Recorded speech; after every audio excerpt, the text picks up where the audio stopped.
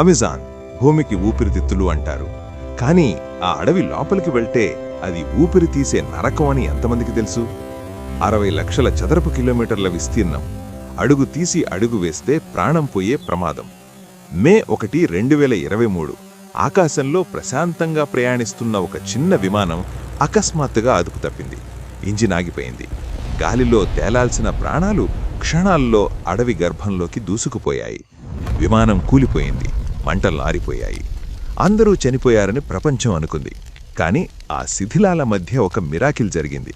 2 యువ పరిశోధకులు ప్రాణాలతో బయటపడ్డారు. కానీ అసలైన నరకం ఇప్పుడే మొదలైంది. చుట్టూ 100 అడుగుల ఎత్తు పెరిగిన చెట్లు, సూర్యకాంతి కూడా చొరబడలేని చీకటి, ఆకలి దహించేస్తోంది, వాన ముంచెత్తుతోంది. ఆ 2 సైంటిస్టులు ఒకరినొకరు పట్టుకుని అడుగులు వేస్తున్నారు. అడవిలో ప్రతి శబ్దం ఒక హెచ్చరిక, ప్రతి కదలిక ఒక మృత్యువు. విషపూరితమైన పాములు, తేళ్లు వారి పాదాల చెంతనే తిరుగుతున్నాయి. రాత్రిపూట క్రూర మృగాల కళ్ళు చీకట్లో మెరుస్తుంటే ప్రాణాలు అరచేతిలో పెట్టుకుని గడిపారు. ఒకరోజు కాదు, ఒక వారం కాదు, ఏకంగా 40 రోజులు. ఆకలి తీర్చుకోవడానికి అడవి పండ్లు, దాహం తీర్చుకోవడానికి వర్షపు నీరే వారికి దిక్కయ్యింది.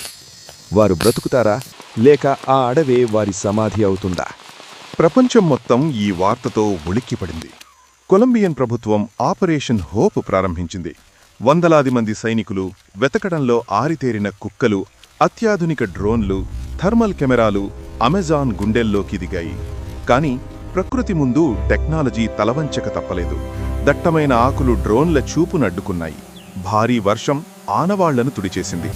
టార్గెట్ నాట్ ఫౌండ్ స్క్రీన్ల మీద కనిపించే ఈ ఒక్క పదం అందరి ఆశలను ఆవిరి చేసింది. ఆర్మీ కూడా చేతులెత్తేసింది. వారు చనిపోయారు అని ప్రపంచానికి ప్రకటించే సమయం వచ్చేసింది. టెక్నాలజీ ఓడిపోయిన చోట ఒక మనిషి నిలబడ్డాడు. అతని పేరు విక్రమ్. అడవికి భాష ఉంటే దాన్ని చదవగలిగే ఏకైక వ్యక్తి. అడవి బిడ్డ. ప్రభుత్వం ఆశలు వదిలేసిన చోట విక్రమ్ తన ప్రయాణాన్ని మొదలుపెట్టాడు. అతను రాడార్లను నమ్మడు. నేలమీద పడ్డ అడుగును నమ్ముతాడు. అతను శాటిలైట్లను చూడడు. గాలిలో వచ్చే వాసనను చూస్తాడు. ఒక విరిగిన కొమ్మ, ఒక నలిగిన ఆకు, బురదలో ఉన్న ఒక చిన్న ఆనవాలు విక్రమ్కు అవి దారి చూపిస్తున్నాయి. వేటగాడి ఏకాగ్రతతో, సైనికుడి ధైర్యంతో విక్రమ్ అడవి లోపలికి దూసుకుపోయాడు. కానీ అమెజాన్ అంత తేలిగ్గా లొంగదు. విక్రమ్ దారిలో ఒక నల్ల చిరుత మెరుస్తున్న కళ్లతో మృత్యువులా ఎదురు నిల్చింది. కానీ విక్రమ్ కళ్లలో భయం లేదు. ప్రకృతిని గౌరవించేవాడికి ప్రకృతి దారి ఇస్తుందని అతనికి తెలుసు. నిప్పుతో ఆ క్రూర మృగాన్ని తరిమేసి జోరున కురుస్తున్న వర్షంలో ఉప్పొంగుతున్న నదులను దాటుకుంటూ ముందుకు సాగాడు. రాత్రిళ్లు నిద్రలేదు, పగలు విశ్రాంతి లేదు. అతని కళ్లలో ఒకటే లక్ష్యం: ఆ 2 ప్రాణాలతో తీసుకురావాలి. అడవి చేస్తున్న మృత్యుఘోషను దాటుకుని విక్రమ్ ఆనవాళ్లను అనుసరిస్తూనే ఉన్నాడు. చివరికి ఒక చిన్న పొదను దాటుతుంటే విక్రమ్ కళ్ళు మెరిశాయి. అక్కడ మృత్యు అంచున నీరసించిపోయి ఉన్న ఆ 2 సైంటిస్టులు. విక్రమ్ను చూసిన ఆ క్షణం వారి కళ్లలో కనిపించిన ఆనందం కోటి కాంతుల వెలుగు.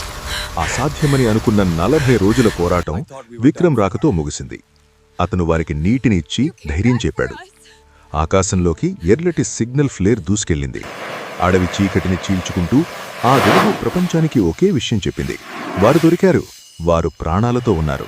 హెలికాప్టర్లొచ్చాయి, కెమెరాలు మెరిశాయి, ప్రపంచం మొత్తం పండగ చేసుకుంది. ఆ 2 సైంటిస్టులు హీరోలుగా నిలిచారు.